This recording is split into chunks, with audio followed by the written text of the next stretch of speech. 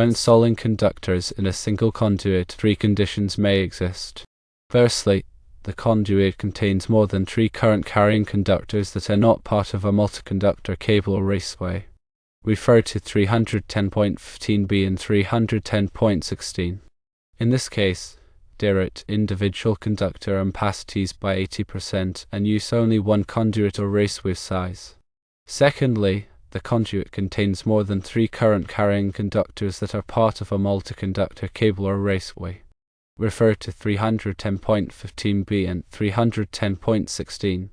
Here, derate individual conductor ampacities by 70% and use only one conduit or raceway size. Thirdly, the conduit contains three or fewer current-carrying conductors that are part of a multi-conductor cable or raceway and three or more current-carrying conductors outside the cable or raceway. Refer to 310.15c. In this scenario, derate individual conductors within the cable or raceway by 70% and derate individual conductors outside the cable or raceway by 80%. Note that no derating is required for conductors used to terminate 240 volts 3-wire single-phase equipment.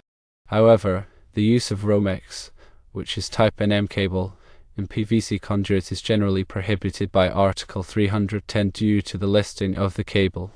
To determine the ampacity increase or decrease required for specific combinations of current-carrying conductors, you must refer to an ampacity adjustment chart.